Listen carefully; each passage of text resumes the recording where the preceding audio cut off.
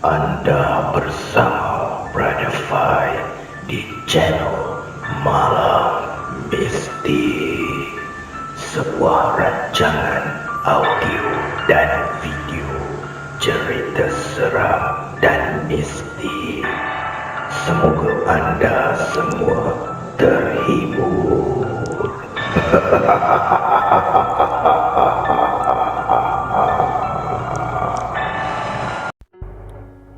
Para pendengar Malam Mistik, pada malam ini Brother Fai akan kongsikan kepada anda sambungan daripada kisah Diary Penulis, karya daripada Mat P. Dan episod yang kedua ini bertajuk Tolong Aku. Assalamualaikum dan salam sejahtera kepada semua pembaca. Sekarang ni, di bumi Kelantan telah bermula musim hujan. Semoga kita semua dipermudahkan segala urusan dan dijauhkan dari segala yang memudaratkan. Masa Mat P buat cerita ni di Kelantan, musim hujan ya. Andai ia singgah dalam kehidupan kita, anggap saja ia sebagai ujian untuk kita, untuk menjadikan kita sebagai hamba yang lebih baik. Sesungguhnya, Tuhan menguji kita sesuai dengan kemampuan kita dan Tuhan sentiasa bersama orang yang sabar. Berdasarkan cerita aku yang lepas, iaitu Diary Penulis, Adrian merupakan seorang penulis novel seram yang tersohor. Tapi prestasinya merosot selepas kematian neneknya yang menjaganya sejak kecil, setelah dibuang oleh ibu bapanya sendiri. Adrian kematian idea. Otaknya membeku untuk mengeluarkan idea bagi menghasilkan karya baru. Lalu dia membuat keputusan untuk membuka hijab bagi merasai sendiri pengalaman-pengalaman seram dengan pertolongan daripada Pak Jabid Kismis. Namun, keputusannya itu telah mengakibatkan hidupnya jadi huru-hara. Hidupnya menjadi tidak tenang. Sering diganggu dengan kemunculan hantu yang mengganggu kehidupannya sehingga memudaratkan hidupnya sendiri. Tidak lama kemudian, Adrian menghilang. Kemanakah Adrian menghilang? Kita ikuti kisah Tolong Aku. Malam itu, Adrian mengambil keputusan untuk menemui Pak Jabid Kismis. Adrian sudah membuat keputusan untuk menutup hijabnya kembali. Dia sudah tidak tahan dengan gangguan demi gangguan yang dialaminya. Keretanya dipandu laju menuju ke Raub Pahang. Ketika itu, dia hanya bersendirian. Hujan turun renyai-renyai. Di pertengahan jalan, tiba-tiba seekor rusa melintas, lalu kereta Adrian telah melanggar rusa tersebut. Dia terbabas ke tepi jalan.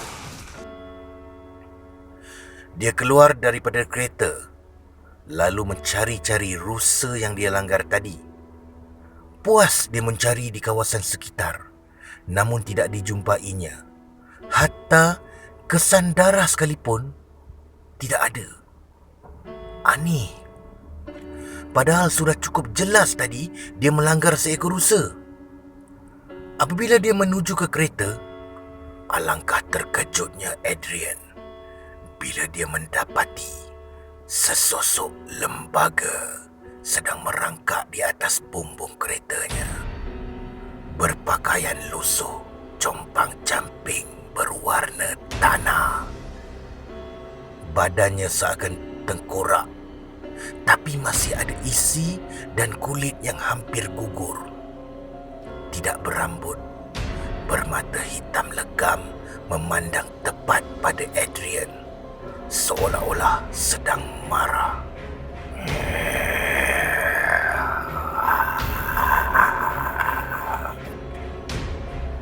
Adrian rebah ke tanah. Jantungnya bagai disentap. Terkejutnya bukan kepalang. Kakinya lemah bagai tiada daya untuk berlari. Lumpuh. Matanya terpaku melihat makhluk itu. Terlihat seakan makhluk itu seperti mahu menerkamnya. Dia cuba bangun dan berlari masuk ke dalam hutan. Keretanya ditinggalkan begitu saja. Tolong! Tolong! Tolong! Hakikatnya, tiada siapa pun yang mendengar ceritanya itu. Dia berlari semakin jauh ke dalam hutan. Dia tidak berani untuk melihat ke belakang lagi. Berlari semampu yang boleh. Dengan harapan makhluk itu tidak dapat mengejarnya. Sehinggalah dia sampai di tepi gaung yang curam. Dia berhenti lalu memandang sekeliling. Kedengaran suara ketawa dari arah sekeliling. Cu, marilah Cu. Jangan lari Cu. Marilah.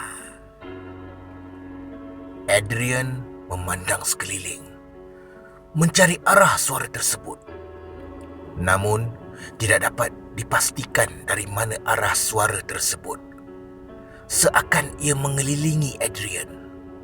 Lalu, muncul betul-betul di hadapan Adrian. Dia cuba lari, namun tiba-tiba tiada terasa dirinya seperti ditolak, lalu jatuh ke dalam gaung.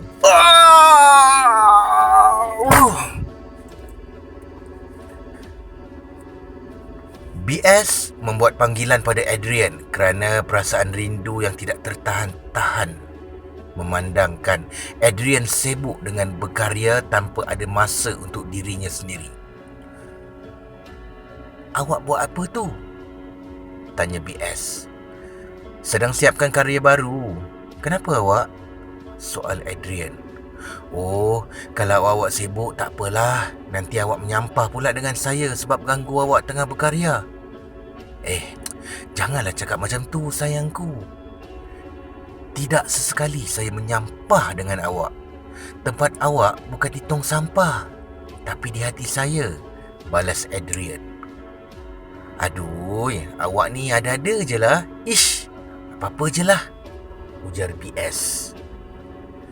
Pilu BS mengenangkan saat-saat di kala Adrian masih ada.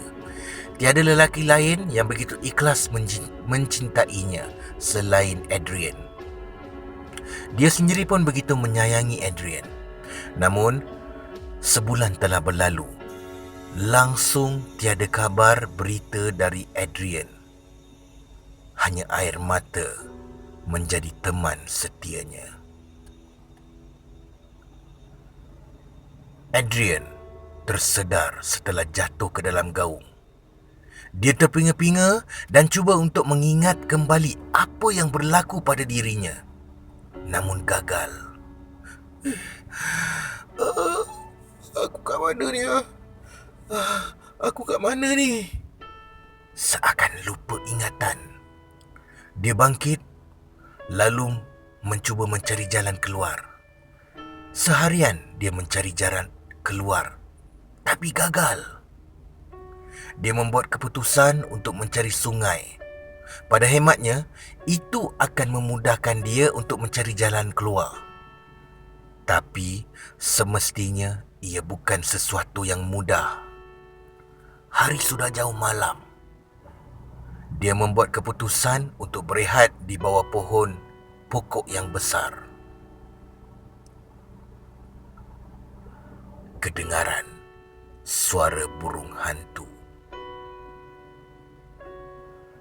Bunyi suara seseorang sedang menangis. Adrian terjaga daripada lena. Perasaan seram mula menyelubungi. Dia cuba mengesan tangisan itu. Akhirnya, dia terpandang ke atas pokok di mana dia tumpang berteduh. Kelihatan kain putih. sebatang dahan. Dia cuba mengamati apa yang dia nampak itu. Lalu suara tangisan itu berhenti. Lalu ia memandang pada Adrian. Dia kaku. Sepasang mata merah sedang memandang tepat padanya. Dia cuba melangkah untuk berlari, tapi gagal. Terasa berat kakinya untuk melangkah. Namun, dia terus mencuba, lalu berjaya. Dia melarikan diri dan sayup-sayup kedengaran suara tangisan tadi telah bertukar ketawa. Sudah jauh dia berlari. Akhirnya, dia seakan terdengar bunyi air. Dia cuba mendekati, mencari-cari dari mana arahnya bunyi air tersebut. Lalu, menjumpai anak sungai di dalam hutan tersebut. Hatinya berbunga-bunga. Pasti itu memudahkan untuk dia menjumpai jalan keluar. Tak sabar rasanya. Rindu betul dia pada BS. Dia ternampak kelibat sekumpulan orang berpakaian serba putih di tepi sungai. Seakan yang dia jumpa ketika dia hiking tempoh hari. Adrian cuba memanggil mereka, lalu dia mendekati mereka. Setelah bertegur sapa dengan mereka, Adrian menceritakan kepada mereka yang dia sesat. Lalu mereka membawa Adrian untuk mengikut mereka pulang untuk berehat buat seketika. Adrian tahu mereka tu bunian. Tapi entah kenapa, rasa takutnya hilang setelah sampai di perkampungan mereka. Adrian menumpang di rumah ketua kampung tersebut. Dia dijamu dengan makanan lazat-lazat. Setelah itu, dia berehat. Lalu, hanya tersedar keesokan harinya. Setelah dijamu makan, dia berbual-bual sekejap dengan ketua kampung bunian itu. Pulanglah kamu ke tempat asal usulmu. Dari dia datang, padanya kita pulang, kata ketua kampung bunian itu. Adrian memulakan perjalanan untuk pulang. Orang bunian itu telah memberi panduan serba sedikit bagi membantu perjalanan pulang Adrian. Hello? Boleh saya bercakap dengan Cik BS? Ya, saya di sini. Ni siapa ya? Saya Inspektor Syak Dudu bercakap. Mat P, Inspektor Syak Dudu pula namanya. Saya nak memaklumkan, kami telah menjumpai Adrian. Betapa gembiranya hati BS. Adrian telah ditemui. Dia akan bersama kekasihnya, hatinya kembali. Kalau kali ini Adrian melamarnya, dia akan terus jawab, "Ya, saya sudi." Dari jauh, Adrian melihat orang ramai. Adrian menghampiri mereka dan mendapati mereka adalah anggota polis dan bomba. Betapa bersyukurnya Adrian, akhirnya dia selamat. Dia memanggil-manggil mereka. Mereka ni mesti pasukan penyelamat yang mencari aku. Adrian berkata riang. Yuhu! Saya di sini! Tapi mereka seakan-akan tidak nampak Adrian. Terlihat mereka sedang sibuk akan hal lain. Adrian menghampiri mereka. Maka terpandanglah dia pada sekujur badan terbaring atas tanah. Dia cuba mengamati mayat yang kepalanya pecah, penuh berlumuran darah itu. Pada bahagian perut terlihat tertusuk tunggul kayu. Hah? Itu aku! Apa semua ni? Hei! Aku belum mati lagi! Cik! Cik! Saya kat sini! Tolong, Cik! Tolong! Sekuat mana pun Adrian meratap, tiada siapa yang menghiraukannya. Jasadnya dibawa ke hospital untuk dibedah siasat. Terlihat BS tersandar di dinding bilik jenazah sambil meraung.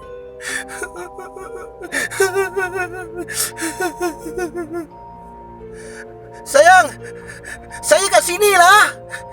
Pandang saya, sayang. Sayang. Saya sayang awak. Saya kat sini. Namun, tiada sebarang tindak balas dari BS. Lalu, Adrian akur. Dia sudah tidak bernyawa lagi. Dia harus pulang pada Sang Pencipta. Tuhan, aku meminta kepadamu, lindungilah permaisuriku. Aku sungguh menyayanginya. 31 Ogos 2019. Aku menyambut malam kemerdekaan di Dataran Merdeka bersama BS. Melihat percikan bunga api yang indah. Akan tetapi, lagi indah bila ku menatap wajahmu. Matamu, senyumanmu, cantik dan manis seperti selalu. Sabar ya sayangku, sedikit saja lagi aku akan menghalalkanmu. Diary penulis. Sekian. Terima kasih, Brother Fai. Peace. No.